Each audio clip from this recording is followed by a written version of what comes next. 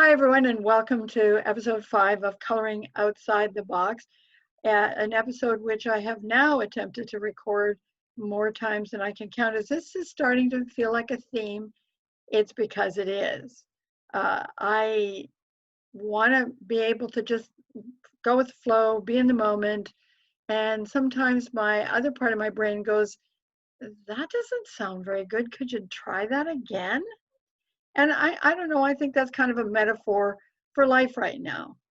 Could we try that again? Just let that sink in for a second. Because it feels like, of course, we don't know what normal is anymore. And I think it's an interesting experience that we're having because it leads us to define what is normal and leads us to ask ourselves if what we thought was normal actually served us. Now, as all this fluctuation is going on and we really don't know what is actually happening, and apparently currently I don't know what's happening because my brain just went sideways when it wasn't supposed to do that. I'll have to have a chat with it after. Anyways, pardon me for the sideways extemporization. Wow, that was a little awkward. Anyway, so I kind of lost track of what I was trying to talk about. Just trying to figure out, with everything shifting daily, sometimes hourly, and I mean mostly how we feel. There's a lot of intense activity going on, and yet in many respects it can feel a lot like it's not going anywhere, because we're in the middle of a big social change, and it's pretty obvious if you've paid any attention to the media that you already know that. And yet again, it doesn't feel like things are actually moving. And that's because this is a very large shift in consciousness, a shift in life. And these kinds of like societal changes really dig deep in some ways at the same time that we feel that we cannot possibly navigate this. So it leads to a lot of fluctuating emotions. I know because I'm experiencing quite a number of them myself, and they have also, my body is also fluctuating and giving me messages that maybe I would rather not hear. So part of what I want to say is, and why I share my story, such as it is that I want you to know that when I'm talking, I'm not talking from a place of being an expert. I'm not talking from a place of simply being an observer. I'm talking from a place of I'm experiencing my version of reality. Everybody's story is going to be different, but there may be, and there should be, and I hope there are common threads. Like right now, which end is up? Really, which end is up? And maybe that's not the question we need to ask ourselves, but it's one that, we're trying to get a handle. We want to get our feet firmly planted on the ground. We feel like any minute now, even the smallest things that give us a sense of belonging, because I think that is probably, in a sense, more important than feeling secure and safe. Because I think that's somewhat an elusive feeling these days, which it leads to a lot of the fluctuations. For instance, watching all of the protests around the death of George Floyd, and everybody has a particular response or reaction to that. And it's been so intense. It's just, there's an aliveness to it, but also a feeling that, because that is what's going on, is that we're about to move into a space and a place we have no clue what that looks like. And so, and I mean that from an emotional perspective as much as I mean it from a physical, intellectual perspective. Spiritually, right now, it is a time when you can draw on whatever you feel your connection is to God, Goddess, all that is, the source, the divine, however you describe that, however you experience that for yourself. And that really, and I know that some people can say, well, how is that going to resolve the issues, the physical issues that are immediately in front of me? And I'm not claiming that they will. What I am suggesting is that, calling on those inner resources will help you move forward when the time is appropriate. So right now we're kind of feeling like life is the brown crayon in the coloring, in the box of crayons.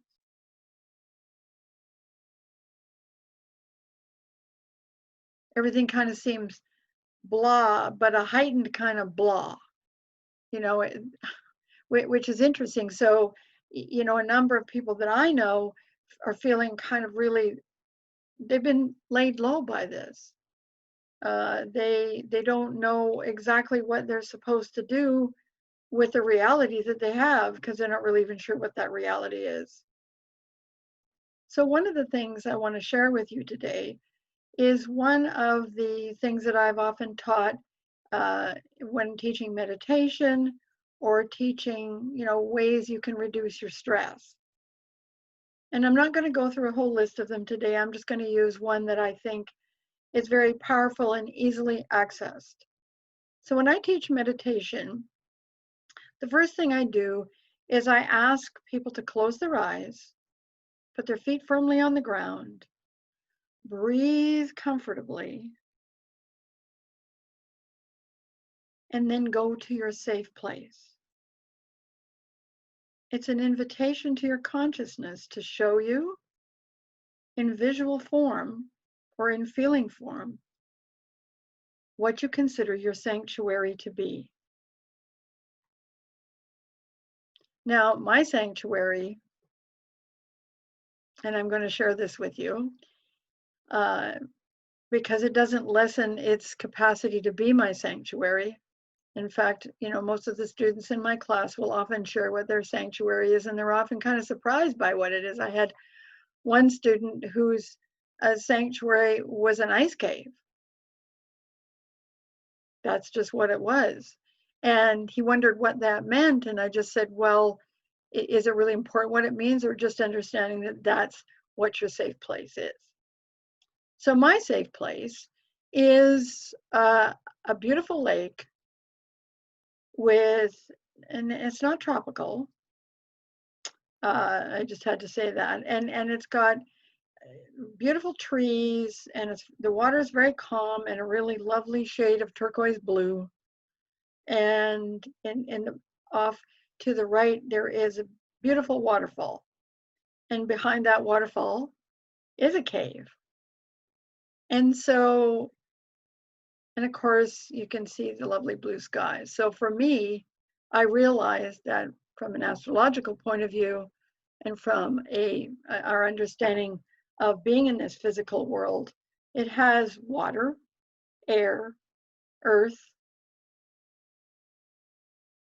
but no fire. Interesting. I just realized that because I thought I had all the elements there, and I don't. Anyways, I digress. So when you do this exercise, it's very simple. You don't have to do it right now. You can wait until this is over. But I want you to, if you've never done this, please take some time to just sit quietly and ask to be shown what your sanctuary, your safe place looks like. Because in this time and in this space where we're not sure what is safe and what is not safe, we know that within us we can find that space and that place that fills us up, that makes us feel a little more grounded and a little less, I was going to say out to lunch, or a little less like the brown crayon in the box of crayons. Now, I should say that it really is okay if you feel like a brown crayon. I've been feeling that way on and off for about a week. And it's okay if you feel like you're schizophrenic or you're suffering from multiple personality disorder. We live in extraordinary times, and I'm pretty sure everybody's tired of hearing that. However, it is true. When we see what is going on around us and how people are responding to a crisis, and it's important to respect everybody's response. I don't think there's a right and a wrong. I might object to people not social distancing and not wearing a mask. I might object to people's rights not being respected. However, in order to be in the world and not drive yourself insane, there are certain things you need to know that you don't have any control over. All you can do is do the best you can do. And I know that's hard because sometimes people feel that infringes on their freedom. And these are big topics and not ones that I can address immediately, because that's not the purpose of this podcast. The purpose of this podcast is to support each and every one of you, as well as myself, in the process of living life. That's really what I intend to do with this podcast, is to support myself and others in the process of life, which is the greatest act of creativity you will ever engage in. And my glasses are sliding down my nose. Anyways, I'm sure you wanted that update. So I'm just going to sit for a second. And I can feel the energy of my safe place as I'm talking to you. And one of the things I notice immediately is that I feel calmer. I feel less stressed. My body just kind of sinks into that safe place and goes, ah. So this technique can be used as many times in a day as you want to use it. And it's simple and it's effective. It's not complicated. It's just a way to tune into yourself, to the parts of you that have complete faith and trust in themselves, in yourself. And, you know, we do have different aspects to ourselves. We've all got a part of us that's, you know, 4 or 5 years older, younger, or our teenage part, or, you know, the parts of you that are connected to your life experience.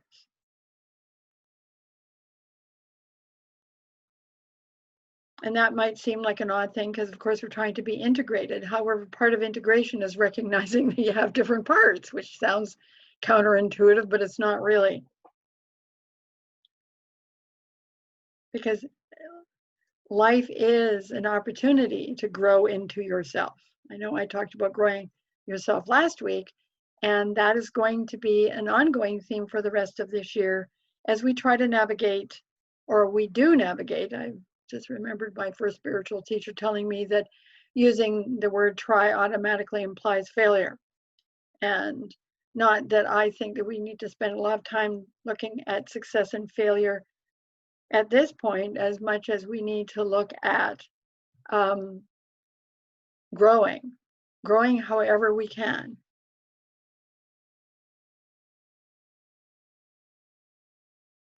And I understand that as I say these things, I'm not saying these things in a vacuum. I'm not ignoring reality. What I am intending to do is to remind each and every one of us, including myself, that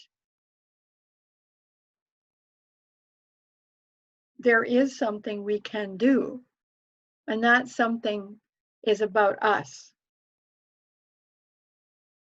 I don't mean you don't go out and, make sure that you have a job and you do all those other things.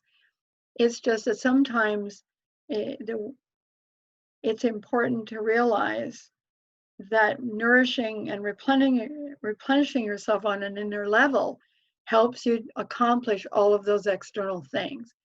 It's not a luxury to do that. It's a necessity, at least in my mind.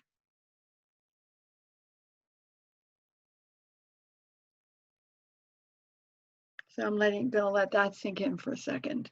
That we don't consider self-care on an emotional and a spiritual level to be a necessity.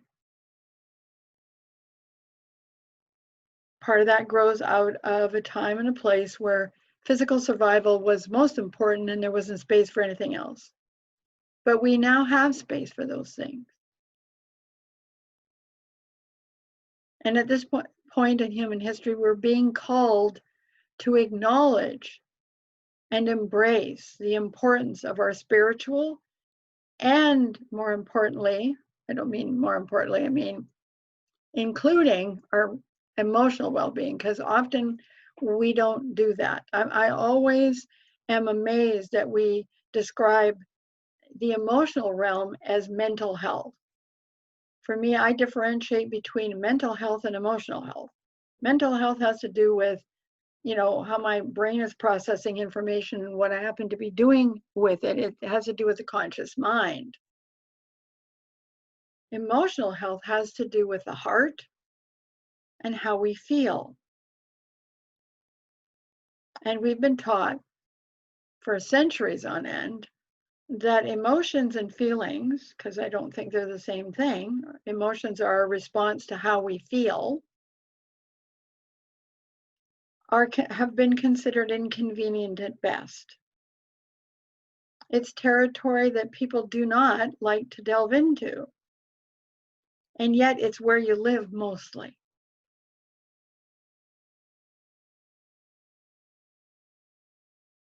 Think about that for a second. Tune into your heart and see how that feels for you to realize that what you feel and how you express those feelings determines a lot about your well-being. Now, of course, we have long been focused on the physical aspect of living, both from a working perspective and from even a disease perspective. And we haven't always paid attention to what role our emotions play. And we live in a time where certainly that's expanding, but we still have a tendency to avoid how we feel and to try to suppress any emotional response to that. I know for myself, I did that until I was about age 35. And then I realized that perhaps there was a facet of life that I was ignoring and I needed to start paying attention to it. And it fueled a lot of the growth I've experienced in my life. Because really it's the feeling world that provides us with the fuel to move forward. It's that feeling that we should do something, that we should initiate something. It's not the action itself that provides the fuel initially. And all of this, you can relate to when you talk about the phases of the moon, because the phases of the moon outline that in very clear ways.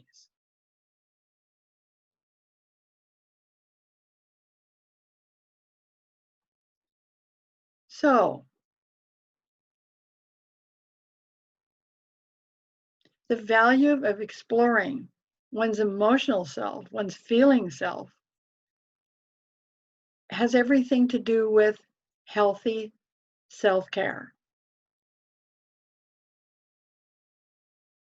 It's not, it's interesting because we need to be healthy in all aspects of our lives. Not one is not important than the other, and that's part of the difficulty that we have sometimes as humans. Now, many of you who will be listening to this are fortunate enough to be in a position where you have freedom. You can make different choices.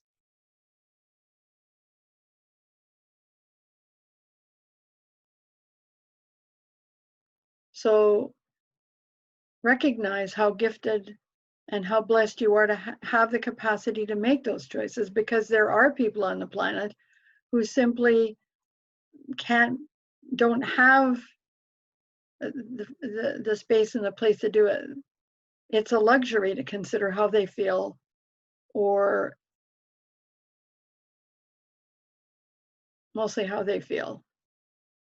I was going to say spiritually, but I think accessing spirituality in whatever form that is, whether it's your own connection or whether it's religion.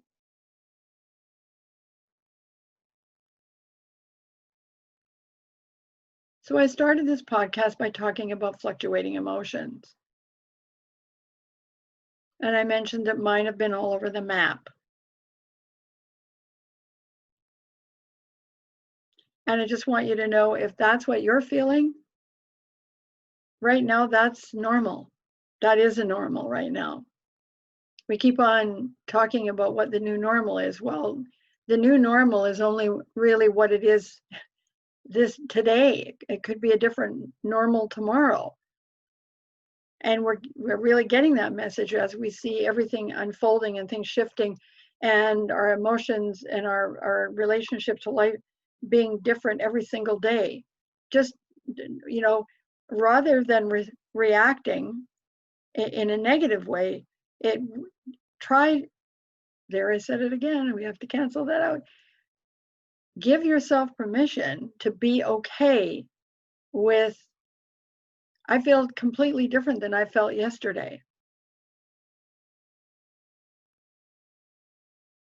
Because we are looking for some sense of stability and security right now, and the only thing we can count on is that things are still shifting and changing, and really there's nothing that you can nail to the floor right now, even if you want to. And I'm not talking about home renovation projects. I'm talking about our current response to the changing landscape of what it is to be human on this planet.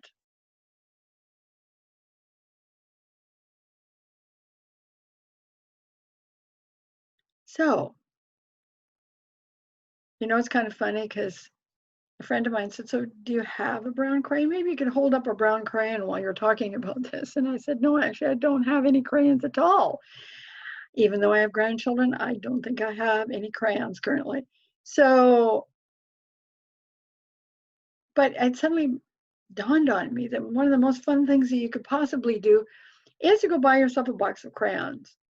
And maybe each and every day, you can work with connecting your safe place, but you could also just get out a box of crayons, look in the box of crayons and see which color calls to you on that particular day. And sense how do you feel about that color? Did you pick one that you don't like, or did you pick one that you love? And you might even want to, if your circuits get overloaded because you think you have to make a choice, I know what that's like. I think, you could just open the box, close your eyes, and pick a crayon. See what color resonates for you and what that color might want to tell you, because colors do have meaning and they resonate with different aspects of our physical body and our consciousness. I think I might go out and buy myself a box of crayons. That sounds like fun. And hey, you could even get out paper and color and draw and do whatever you like. Or you could get out watercolors. Because, color is a really powerful way to shift your consciousness. So the other thing you could do, of course, is once you've picked a random one, then you could choose to pick one with intent.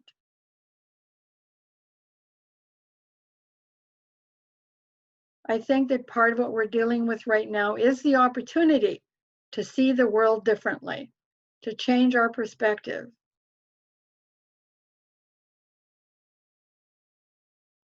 and to realize that even though we think life was, you know, totally great and wonderful before, there are aspects of it that we're not, because everybody has issues, everybody has stuff.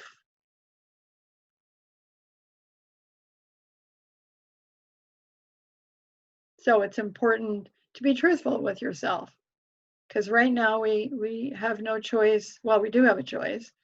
Uh, Dealing with what is often a challenge. A friend of mine a week or so ago shared a quote from Krishnamurti with me, which essentially is this: I don't mind what happens.